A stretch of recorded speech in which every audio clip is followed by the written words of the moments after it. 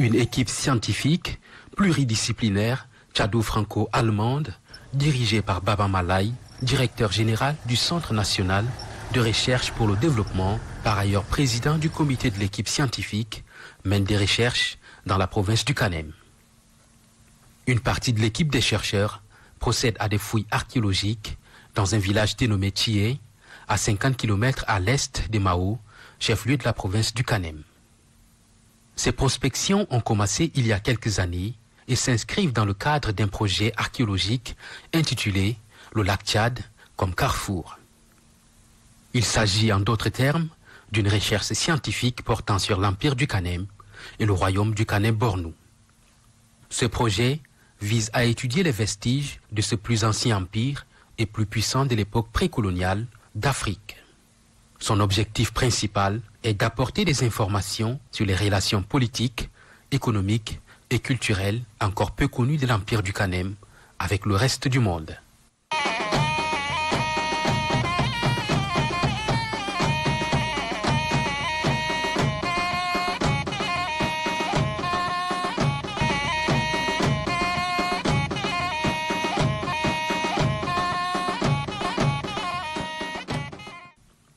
Les traditions orales considèrent le village Thié comme le plus grand site de briques du Kanem central. Les prospections conduites ces 3 dernières années ont confirmé ces faits. Sur les 88 sites de briques connus de la région, Thié est le plus grand en termes de superficie. Il est également situé au centre de tous les autres sites de ce type. Un autre indice décisif de la position particulière de Thié a été mis au jour lors des fouilles en 2019. En effet, un bâtiment rectangulaire en briques a été partiellement exposé au sud des 2 grandes collines situées sur le site. Avec des dimensions de 23,4 x 16,8 mètres et un mur extérieur d'une épaisseur allant jusqu'à 1,4 mètre, l'intérieur du bâtiment est entièrement recouvert d'un enduit à la chaux exceptionnellement lisse, blanc et bien conservé. De tous les sites de briques du Kanem et du Bornou, à l'ouest du lac, ce type d'enduit n'est connu qu'à Thié.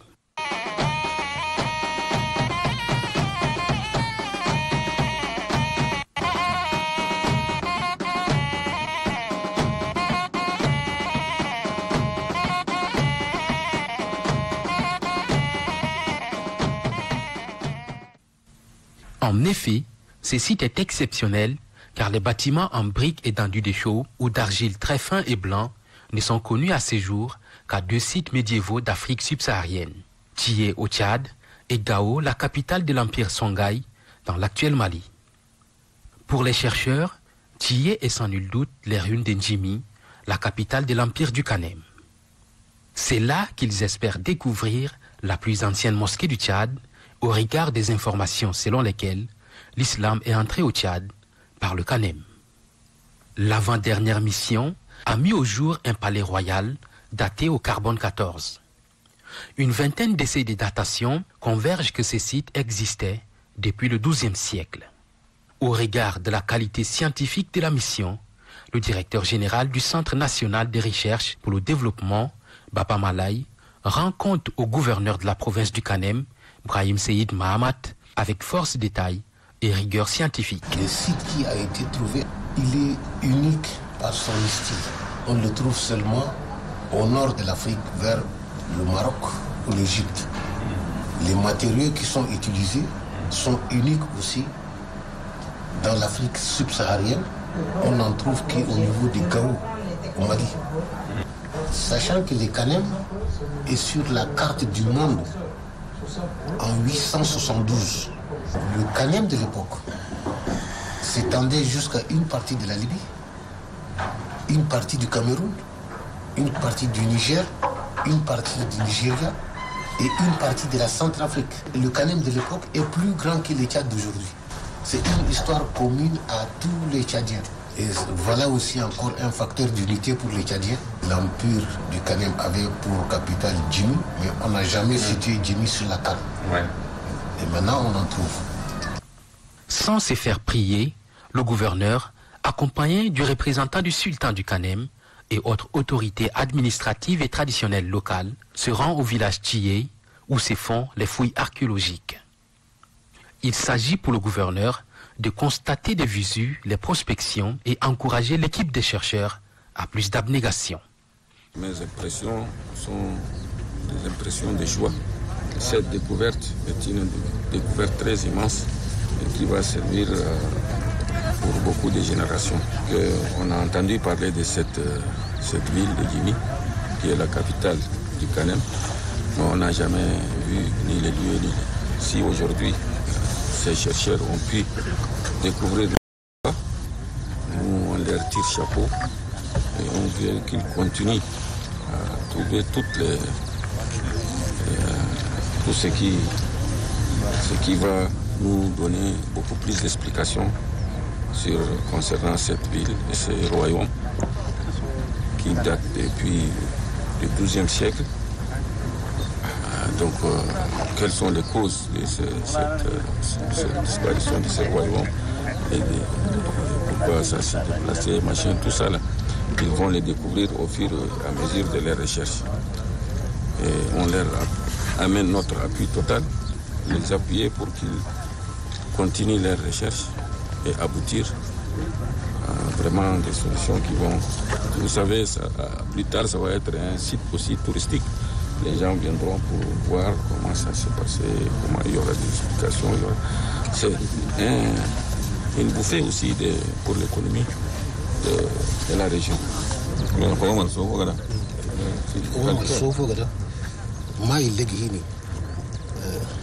parlait de bicarbonate de sodium.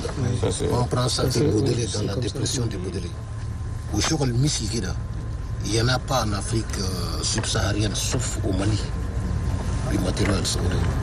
Au style Agada, on le trouve au Maroc et puis en Égypte. Monsieur Carlos Magnavita, de nationalité allemande, docteur en archéologie, et Dr Zakine Dangbe de l'université de N'Djamena participe à la prospection.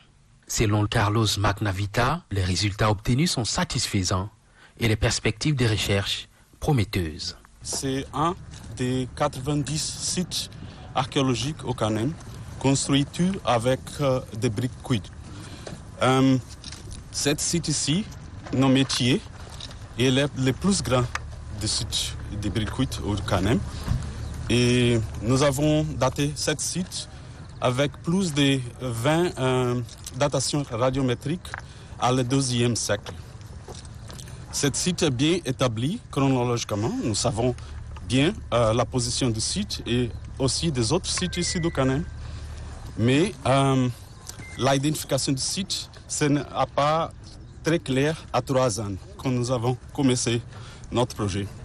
Maintenant, nous sommes très sûrs que ce site ici, c'est l'ancienne capitale du Kanem, qui dans les rapports historiques s'appelle N'Djimi.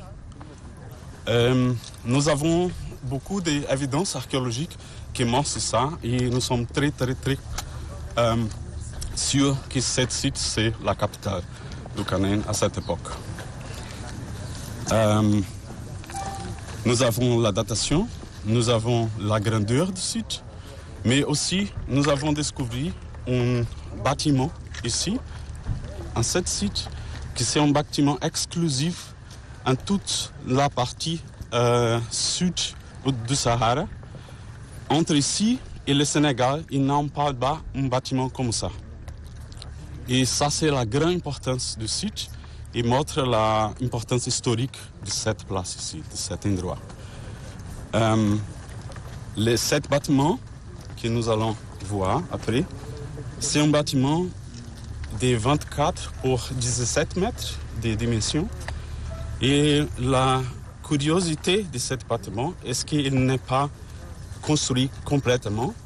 mais il a une cour intérieure. Cet bâtiment a été construit dans le style nord-africain.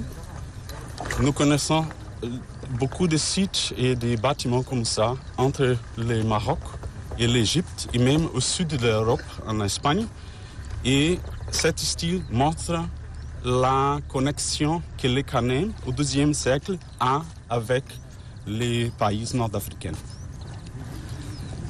Comme ça, il a également des autres évidences qui montrent l'importance de ce site historique. C'est bien possible, c'est très probable que nous avons, si nous continuons notre recherche, nous allons trouver la mosquée de la capitale.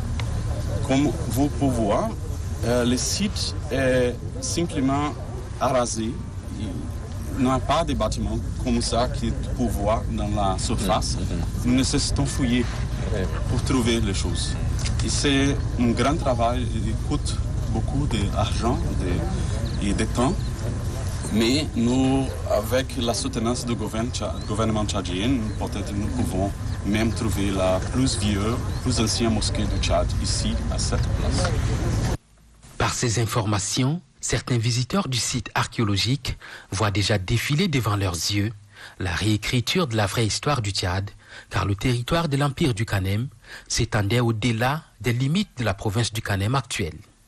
D'autres voient déblayer sous leurs yeux la route menant de Thié à Ndjimi. Cette histoire concerne tous les Tchadiens et aussi tous les pays frontaliers du Tchad. Mala Alifa Ali est le représentant du sultan du Kanem. Il fait partie des personnalités qui se sont rendues au village Thié pour tâter du doigt les vestiges historiques mis au jour. Devant les vestiges de Ndjimi, la capitale de son Kanem natal, le représentant du sultan du Kanem fait parler son cœur. Nous sommes aujourd'hui vraiment dans une grande joie, avec beaucoup de plaisir, un réel plaisir pour nous. Nous avons appris sur le banc de l'école de l'Empire du Kanem. Aujourd'hui, Dieu merci, Dieu nous a donné vie et à la démarche des hommes qui ont des expériences, qui ont pu découvrir l'ancien Empire du Kanem.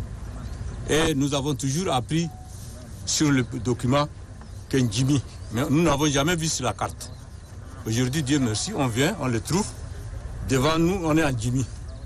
C'est vraiment une grande joie et un grand plaisir.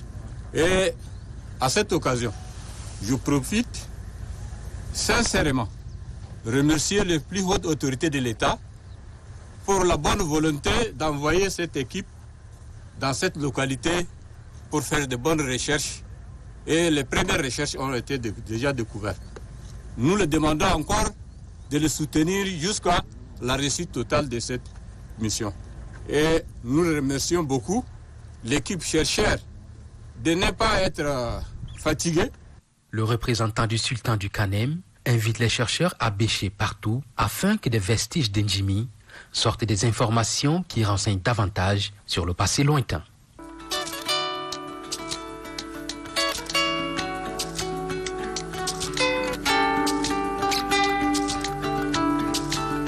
Ya jamaa niterubu shaka le ayana takabale ya jamaa ali niterubu shaka ki aibeto fikshawari le ilina takabale. Berceau de toute vie, pendant plusieurs siècles, de ma feuille je t'ai évité le deuil. Je sers d'abri pour toi et ta famille, pour toi et ta famille. Aucun pays ne s'est développé sans la recherche. Pour se développer, il faut faire la recherche, tous azimuts. Pas seulement dans un domaine, mais dans tous les domaines scientifiques. Les pays les plus développés, ce n'est pas les matières premières, c'est la recherche scientifique. Il faut la recherche. Sans la recherche, on ne se développe jamais. Et aujourd'hui, je l'ai dit et je le répète, avec la recherche qui a abouti à la découverte de Toumaï, puis le classement de quelques sites au patrimoine mondial, notamment les lacs Onyanga et le massif de l'Emedi, notre pays commence à se faire connaître davantage. Parce que ce que nous avons trouvé, le résultat de ces recherches confère à notre pays une reconnaissance internationale.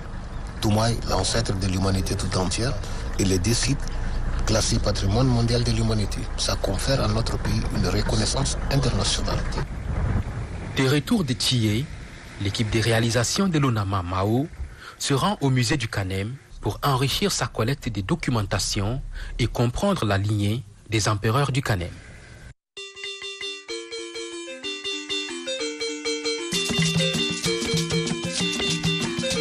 La citoyenneté, c'est la positivité dans le comportement pour le développement. La citoyenneté, c'est la positivité dans le comportement pour le développement. La citoyenneté, c'est le respect de l'ensemble des éléments de cadre de vie. Manque du respect à sa famille et son entourage là, aïe, oh. J'étais faire les déchets partout là. Ce n'est pas bon, aïe, aïe. Ce n'est pas bon, ce n'est pas bon. Attribuer de notre sexuellement transmissible là. Nuire à la santé des patients par égoïsme.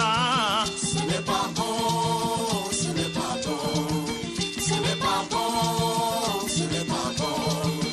Soyez la bienvenue. Le musée communautaire de Mao regorge beaucoup de potentialités. Ici, nous avons la généalogie du sultan du Kanem depuis la création jusqu'à aujourd'hui. Donc, au total, nous avons environ 56 sultans qui se sont succédés depuis la création jusqu'à aujourd'hui. Nous, ici, nous avons même les informations avec leur nom depuis la création, en commençant par Dala Afono jusqu'à Alifa Mouta Ali Zezerti. Nous avons les différents groupes d'ethnie du Kanem. Nous avons en gros 3 groupes ethniques. Donc, nous avons le groupe ethnie Sari. Dans le groupe ethnie Sari, il y a aussi 11 sous-groupes d'ethnie dans le groupe ethnie Sahari. Nous avons le groupe ethnie Kingiri, qui contient aussi 6 groupes de sous-ethnies dans le groupe ethnie Kingiri. Nous avons l'autre groupe ethnie Medelari, qui contient aussi 4 sous-groupes dans le groupe ethnie Medelari. Donc, certaines personnes, peut-être de loin, ils pensaient que Kanambou, la langue Kanambou, c'est tout, il s'arrête là. Alors que dans le Kanambou, là, il y a encore le sous-groupe d'ethnie. Dans l'ethnie Kanambou, là, il y a le sous-groupe d'ethnie encore. Le royaume du Kanem, qui est la porte d'entrée de la religion musulmane. Nous avons aussi quelques Corans qui sont datés depuis le XIIIe siècle. C'est comme un protecteur comme ça. Avant, nos aïeux ont confectionné comme ça pour donner aux enfants pendant l'épidémie. Quand il y a l'épidémie, les enfants portent, ça les protège contre l'épidémie. Ça, c'est les briquets, l'allumette. Entre-temps, il n'y avait pas l'allumette. Donc c'est avec ça que nos aïeux allumaient les feux. Il faut gratter directement, le feu sort tout seul. Entre-temps, il n'y avait pas de voitures, des engins. Donc c'est avec les chevaux là que nos aïeux se déplacent d'un point à un autre. Et en même temps avec les chevaux là que nos aïeux se combattaient avec. C'est pourquoi nous avons mis même les gilets au niveau des coudes des chevaux. Ces gilets-là permettent de protéger même le cheval pendant la guerre. Ni la balle, ni l'autre, les flèches peuvent pénétrer. Certes, il y a assez d'objets. Nous n'avons pas de moyens pour aller collecter. Et je profite pour demander à l'État ou à des bonnes volontés qui peuvent nous aider financièrement ou voire peut-être techniquement d'aller chercher quelques objets et venir garder au sein des musées communautaires de Mao. De l'empire du Kanem au sultanat du Kanem actuel, en passant par le royaume du Kanem Bornou, des rois et halifas s'y sont succédés. À part le 54e Halifa Mouta Zezerti, père d'Halifa Ali Zezerti, le 55e Halifa Ali Mouta Zezerti, père d'Halifa Mouta Ali Zezerti, et le 56e ou l'actuel Halifa Mouta Ali Zezerti, qui sont nos contemporains, les autres rois et halifas ont-ils vécu en Djimi? Que furent leurs modes de vie? Comment était leur environnement, leurs pratiques culturelles et culturales? Au moment où nous posons ces questions, Carlos Magnavita et les autres chercheurs poursuivent les prospections. Ce type d'enduit est couvert les parois des bâtiments ici à Thié. Ça, c'est un type d'éléments architecturaux qui existent seulement en 2 sites au sud du Sahara. Un fois dans la capitale de l'Empire de Cao Cao, au Songhai, et ici au Kanem, dans les bâtiments que nous avons trouvés ici, dans le site de Thié. C'est un matériau très rare. Il indique l'importance du site de Thié et des bâtiments que nous avons trouvés ici. Ce type de briques cuites, c'est très rare aussi au sud du Sahara. Ici, comme dans le cas des enduits blancs que j'ai montré, ce type de briques cuites est très rare aussi au sud du Sahara. Il y a des sites seulement ici au Kanem et au Mali. Un autre site archéologique en Afrique au sud du Sahara n'a pas. C'est le petit, avec une longueur de 27 mètres, une largeur de 12 cm et une épaisseur de 5 cm. Les échantillons sont envoyés en Allemagne, en France et aux États-Unis dans les laboratoires spécialisés pour réécrire l'histoire de l'Empire du Kanem, notre histoire. Quand répondront-ils à nos interrogations? Car le public a soif de voir la route qui mène de Thié en Djimi en attendant de passer la main à la postérité. En clair, quand aboutiront les recherches terrain sur l'Empire du Kanem. Le projet de recherche, le lac Tchad comme carrefour, fédère les chercheurs tchadiens, français et allemands autour d'un objectif commun. La participation des chercheurs allemands au projet s'inscrit dans la dynamique en recherche scientifique initiée par feu président allemand Johannes Rau et tchadien le maréchal du Tchad Idriss Déby Itno. À signaler que déjà au XVIIIe siècle, l'explorateur allemand Gustav Nachtigal a sollicité et obtenu un ordre de mission du cheikh Oumar pour se rendre de Kouka, Kanem Bornou, à Abéché, puis au Darfour. Loin d'être qu'un simple document de voyage, cet ordre de mission lui procura protection et égard. La teneur du dit document de voyage est la suivante. Concernant Idriss Effendi, notre protégé chrétien qui se rendra chez vous lors de son retour dans sa patrie, l'Allemagne, nous prions votre gouvernement qu'il puisse se rendre dans la protection de votre glorieux nom à Darfour, sain et sauf, sans menace ni offense. C'est un des commandements fondamentaux de notre sainte religion de tenir parole à son protégé. Les anciens maîtres de la loi divine ont même dit que la violation du protégé était un péché plus fort que celle d'un musulman.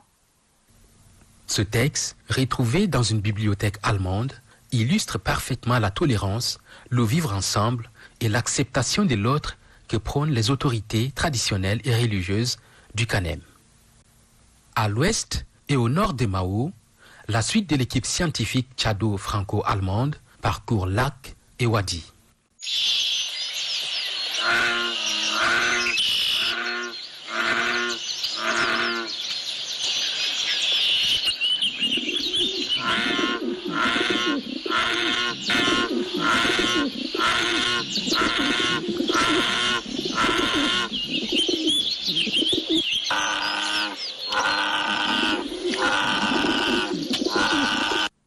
Au bord de ces étangs, reliques de la mer paléo-tchadienne, les chercheurs prélèvent des carottes sédimentaires qui feront l'objet d'analyses géochimiques, géophysiques, biologiques, l'analyse des pollens et des diatomées ainsi que la datation des sédiments au radiocarbone 14.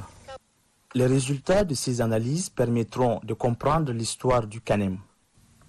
Perdus en pleine zone sahélienne du Tchad, les lacs de Kirianga à Kekedina et le lac de Toufou constituent d'importants réservoirs d'eau de surface pour le bétail de la zone. Les chercheurs ont prélevé les eaux de ces oasis pour des analyses, mais n'ont pas encore déterminé leur profondeur, superficie et la quantité d'évaporation des eaux qui feront l'objet d'une autre mission de terrain. L'équipe des réalisateurs accompagne les chercheurs au wadi du village Mara. C'est le début des cultures maraîchères.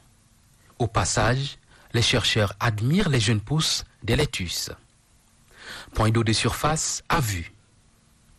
Ils s'arrêtent au bord d'un puits à ciel ouvert et échangent avec les paysans.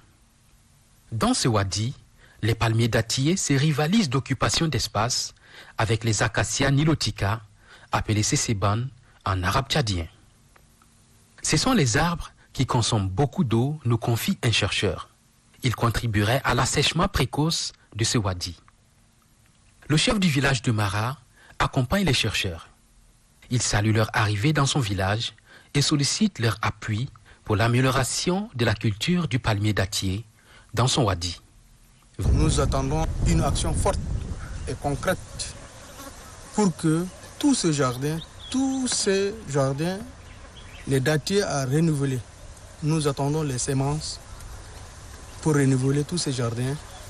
Nous demandons à ce que les scientifiques reviennent encore avec une force, avec l'appui, une action concrète pour que nous renouvelons ce jardin. Nos collègues qui devraient venir ici avec des semences, c'est des semences qui vont être utilisées dans la partie désertique, disons sahélienne de notre pays, pour voir si elles peuvent pousser, on peut généraliser ça dans tous les pays. Le sol du wadi est dur, impossible de faire le carottage. Mais les chercheurs ne désarment pas. Animés du désir de trouver, ils changent de cap. Les voici au village de Yulo. L'environnement se prête au carottage, au bord de cet étang, perdu dans le Sahel, mais entouré des verdoyants palmiers dattiers tutélaires et d'autres arbres fruitiers.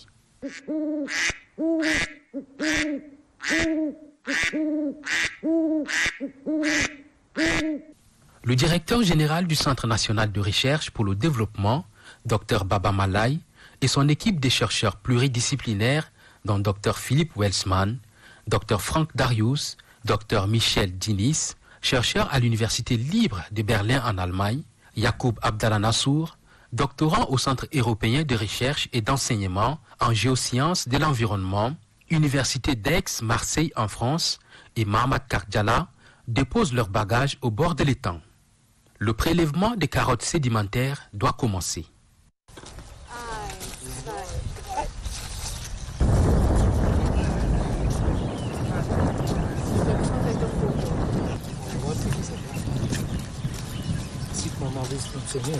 Also wir können ja einfach noch mal mit dem das jetzt rausnehmen und dann noch einmal rein. Le système de carottage manuel, ça c'est celui qu'on utilise normalement tout au début. Ça s'appelle en allemand le carottier Edelmann, ça veut dire un monsieur noble. Et puis là, normalement on enfonce ce semoir dans la terre et puis il a pratiquement des lames qui coupent. Et puis ensuite, quand on a bien coupé le sédiment, on retire le carottier et puis quand il est dehors, on ouvre de nouveau la lame et c'est comme ça qu'on a ces sédiments très bien qu'on peut prendre dans le labo pour des analyses qui suivent. Une carotte et puis là aussi c'est toujours très important de mettre pratiquement le top, le en haut et puis la base du sédiment et puis aussi comment il s'appelle. Et puis là, c'est par exemple les sédiments de 25 cm à 50 cm. Vous avez vu que nous avons prélevé à peu près 6 mètres de carottes sédimentaires, qu'on appelle les sédiments. Et ces sédiments, ce ne sont pas des sédiments qui se sont déposés en un seul jour. Ce sont des accumulations sur une très longue durée Et ça, je pense que là, il faut d'abord dater les sédiments que nous avons prélevés et nous espérons que le plus vieux des sédiments que nous avons prélevés doit avoir à peu près 4000 ans avant le présent. Donc si nous avons ces âges, maintenant nous allons commencer à analyser. C'est une étude pluridisciplinaire. Nous allons utiliser plusieurs sortes de méthodes sédimentologiques, géochimiques, isotopiques, qui vont nous permettre de reconstituer les climats de cette région à partir des carottes que nous avons prélevées dans ce lac que vous voyez là. Cette étude, c'est pour la première fois que nous la réalisons dans la région du Kanem, dans ces lacs tout près de Mao ici. Mais nous avons fait des études similaires dans le lac du Nyanga, dans la région du Nyanga, et aussi dans le lac Tchad. Et nous faisons aussi parallèlement des études dans le lac Fitri et dans le lac Léré aussi. Donc c'est vraiment, on est en train d'utiliser des techniques vraiment de haut de gamme, c'est des technologies très sophistiquées. Nous travaillons en collaboration avec des laboratoires allemands et des laboratoires français. À quelques mètres de là, les chercheurs tentent d'autres carottages. La carotteuse perce le sol à 4 mètres et tombe sur une nappe sous pression. L'eau jaillit et empêche le carottage. C'est une contrainte limitant la poursuite du travail. Comme quoi, la recherche terrain fait face à de nombreuses contraintes.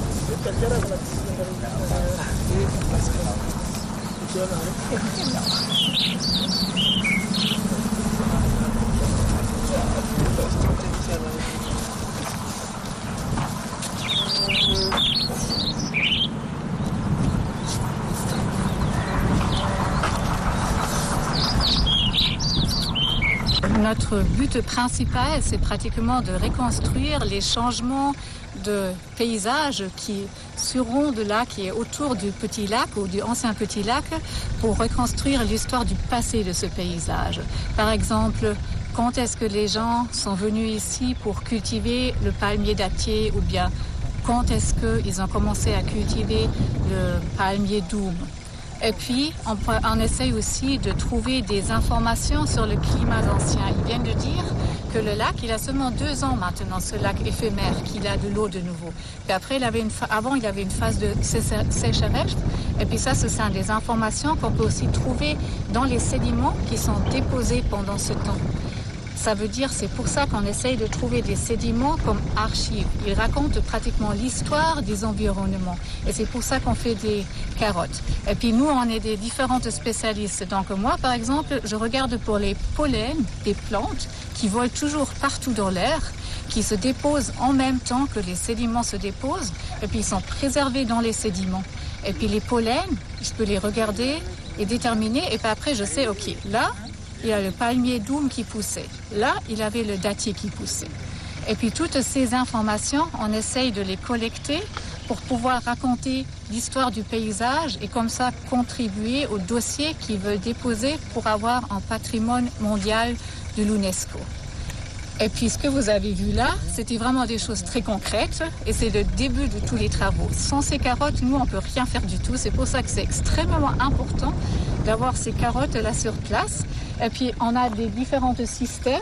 On a un système pour vraiment d'abord regarder si les sédiments sont aptes ou bien comme c'est ici, il y a une couche argileuse qui probablement a été déposée quand c'était sec ici. Ouais. Et puis celle-là, on la pénètre avec un petit équipement carottage qui s'appelle Edelman, ce que vous avez vu tout au début, où on a toujours jeté à côté. Et puis après, c'est un autre carottier qui s'appelle en allemand le système russe. Et puis là, on rentre vraiment et puis on sort des carottes qu'on peut échantiller après. Et puis toutes ces carottes, vous avez aussi vu, on leur donne un nom, on dit à quelle profondeur nous sommes dans les carottages. Et puis après, on les emballe. Et puis après, on continue le travail dans les labos. Et ça, c'est pratiquement la suite de l'histoire. Mais ici, c'est le prélèvement des carottes. Et puis, comme je viens de dire, sans ces carottes, on ne peut rien faire du tout. C'est pour ça qu'on est extrêmement content de pouvoir travailler pour vous, avec vous, sur ces carottes-là. Animés par l'esprit cartésien et soucieux d'obtenir des bons résultats scientifiques, les chercheurs décident de varier les lieux de prélèvement des carottes sédimentaires. Les voici en route pour Kekedina, plus à l'ouest de Mao. Leur arrivée donne lieu à une liesse populaire. Malla Abakar Abakoura, le représentant du sultan du Kanem dans cette localité et sa population, accueillent chaleureusement l'équipe des chercheurs.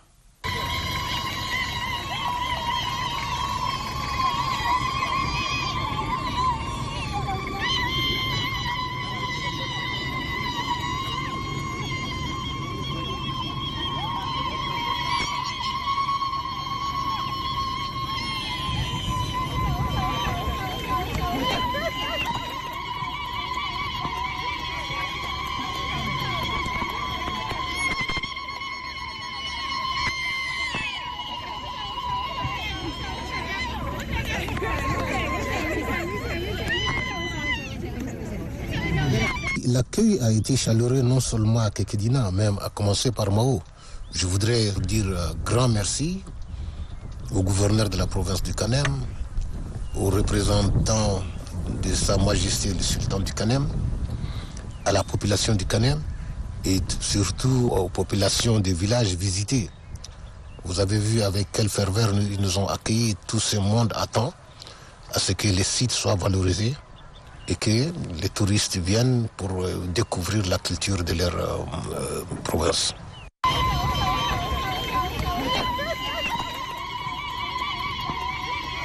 C'est l'expression d'une population qui souhaite voir son lac, le lac Kirianga, classé sur la liste du patrimoine mondial de l'UNESCO, à l'instar des lacs Unyanga et du massif de l'Enedi. En référence de la noblesse du sultan dont il représente, Malla Abakar Abakoura offre à ses hôtes un festin à la grandeur du Kanem. Après le repas copieux, c'est la descente au bord du lac Kirianga pour le carottage. La population est toujours là, auprès de ses hôtes. C'est une mission de prospection et de reconnaissance des sites à valeur universelle exceptionnelle de notre pays. Ici, hier on était à Rombo, aujourd'hui nous sommes à ce village qui s'appelle Yulo, en passant par Mara. Donc nous avons prélevé des carottes sédimentaires pour tracer l'histoire de cette région, pour comprendre comment le climat, donc l'environnement était il y a quelques années, comment il est et comment il changera à l'avenir. Ceci est d'autant plus important que ça permettra à la population de prendre des dispositions nécessaires pour éviter au cas si quelque chose se produirait. Donc les carottes qui seront prélevées seront soumises à plusieurs types d'analyses.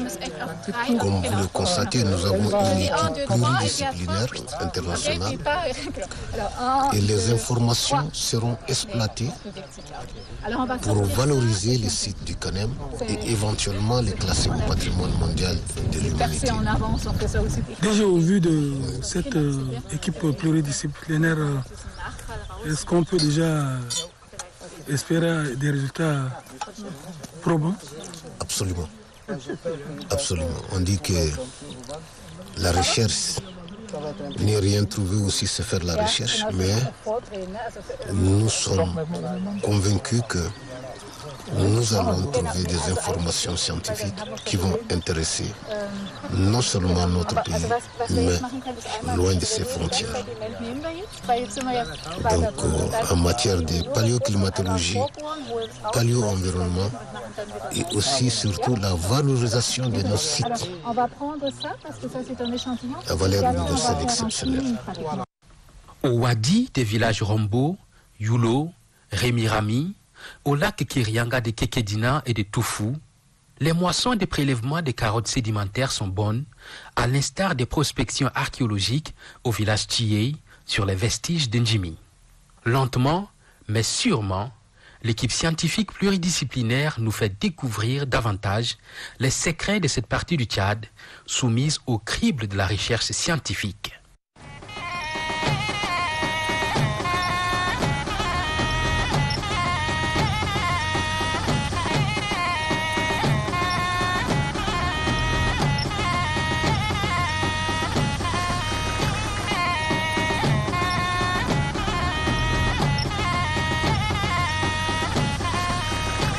La population vous a vu, à quand les résultats de cette recherche?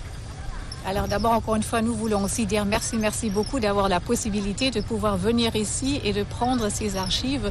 Ces archives, ce sont comme des livres pour nous, et de déchiffrer ces livres qui racontent l'histoire dès maintenant jusqu'à dans le passé. Comme vous avez posé la question aussi, ça va prendre du temps. Alors maintenant, on a pris les carottes, c'est essentiel parce que sans les livres, on ne peut pas les déchiffrer. On va les prendre maintenant dans nos labos spécialisés, soit à N'Djamena pour par exemple le diatomie que Yacoub va aussi faire. Et puis une autre partie, on va prendre avec à Berlin. Et puis là, on va d'abord échantiller ces carottes sédimentaires qu'on a pris, et puis les travailler au labo, après les regarder sous le microscope.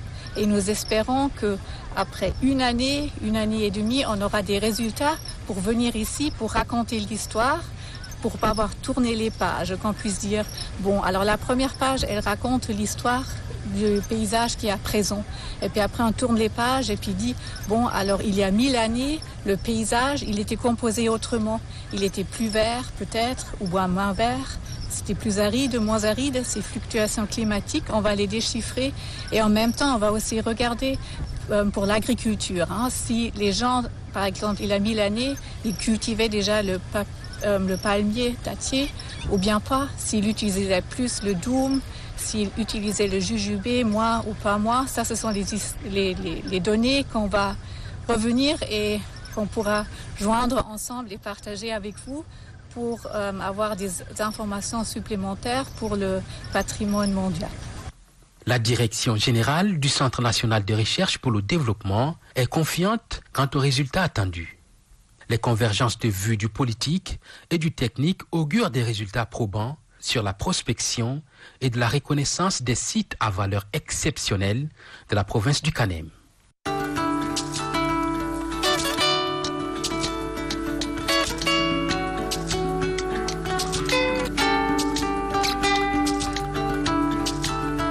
Ya jamaa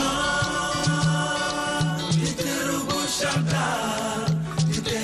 shaka le ayana takabale ya jamaa fali niterubu shaka ki aibeto fil shawari le ilina takabale. Berceau de toute vie, pendant plusieurs siècles, de ma feuille je t'ai évité le deuil. Je sers d'abri pour toi et ta famille, pour toi et ta famille. Est-ce que vous avez le soutien au sommet de l'État? Nous avons le soutien des plus hautes autorités. Nous avons eu l'honneur d'être reçus par le président de transition. Nous lui avons montré certains échantillons. Et croyez-moi qu'il sait que nous allons venir au Kanem, à Mao, pour faire des fouilles. D'autre part, le Premier ministre, chef du gouvernement, nous soutient. On a parlé plusieurs fois avec lui de la recherche scientifique et plus particulièrement de Toumaï. Le ministre de l'enseignement supérieur, qui est un universitaire, nous soutient. Et donc nous avons un soutien plein, entier et tous azimuts des autorités de notre pays pour faire des fouilles et mettre en valeur les sites naturels et culturels de notre pays. Dans la logique de feu président qui croit à la recherche scientifique, le président de transition Mohamed Idriss Déby a baptisé le palais présidentiel du Tchad Palais Toumaï. C'est un honneur fait à la communauté scientifique et ainsi de reconnaissance aux résultats de la recherche. C'est un aiguillon administré aux anciens chercheurs à fouiner partout pour des résultats probants. Monsieur DG, quelles sont vos forces pour cette recherche? Nous avons des grands chercheurs qui sont là de l'Université libre de Berlin. Nous avons aussi d'autres chercheurs qui sont là avec nous, les nôtres aussi. Je prends le cas d'Abdallah Yacoub et de l'autre. Nous avons Michel qui est là, Dr Franck qui est là, et puis Dr Carlos. Nous sommes une bonne équipe de chercheurs avec Dr Philippe, et voilà. Donc une bonne équipe de chercheurs pluridisciplinaires et internationaux pour mener ces activités. Et nous avons aussi un chercheur du CNRD aussi, Mohamed Kardiala aussi qui est avec nous. Donc nous avons une équipe pluridisciplinaire et internationale de nos chercheurs. Et nous menons ces activités et nous pensons que nous allons trouver des résultats pour mettre en valeur ces sites. Les contraintes qui vont ralentir la bonne marche de la recherche, c'est le financement. Il faut financer la recherche. Si on ne finance pas la recherche, on ne peut pas obtenir de résultats. Hier, quand on était sur le site devant le gouverneur, mon collègue Carlos aussi a parlé, il faut du financement. La recherche ne se fait pas sans financement et c'est ça notre problème.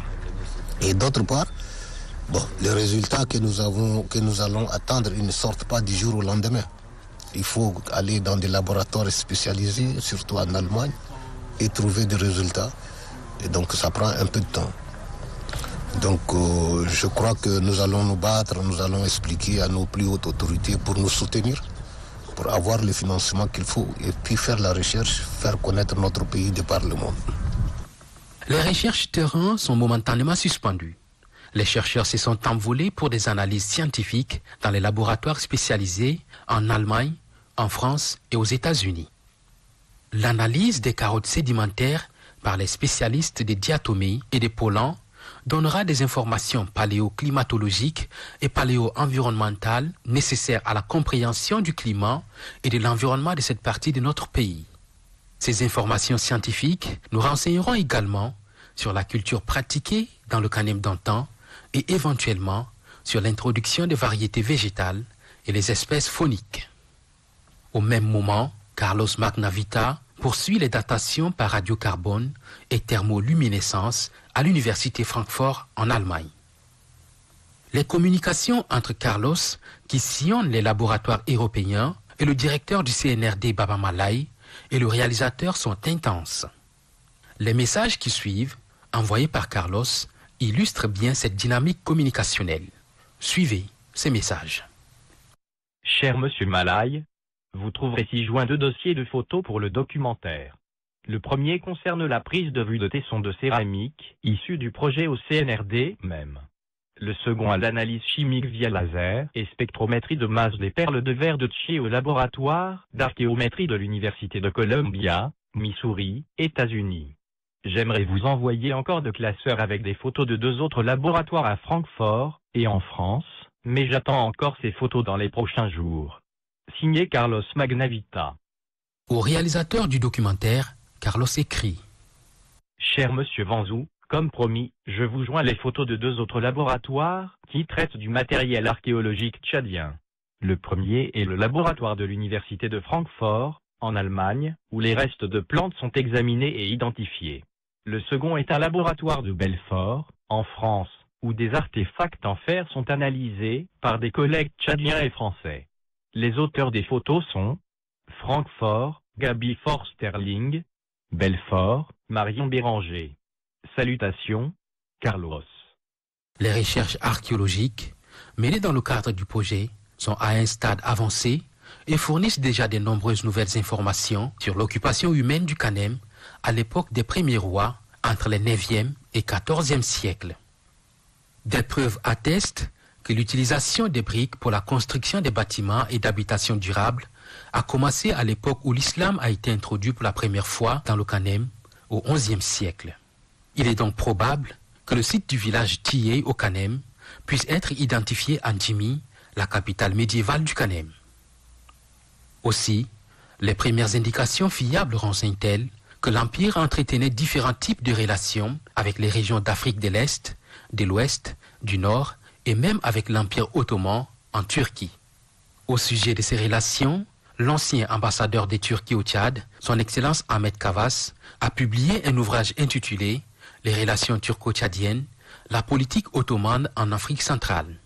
L'extrait qui suit illustre clairement ces relations. Les relations entre le royaume du Kanem-Bornou et l'Empire ottoman ont commencé sous le règne de Soliman le Magnifique à la suite de l'annexion de la Tripoli, alors aux mains des Espagnols par les Turcs en 1551. Elles ont perduré sous le règne de Selim II et se sont surtout développées sous Mourad III, aboutissant à l'envoi réciproque d'ambassadeurs.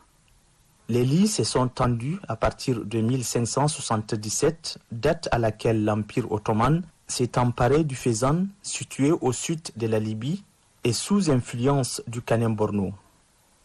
En 1591, une alliance avec la dynastie Saadi du Maroc sur le partage de l'Empire Songhai au Mali a permis de bloquer l'accès de l'Empire ottoman en Afrique de l'Ouest. Les relations se sont normalisées au cours des siècles suivants. Les commerçants du Kanem-Bornou ont tissé des liens étroits avec les Tripolitains, liens qui ont duré jusqu'à l'invasion française au début du XXe siècle, à travers les routes commerciales du Sahara.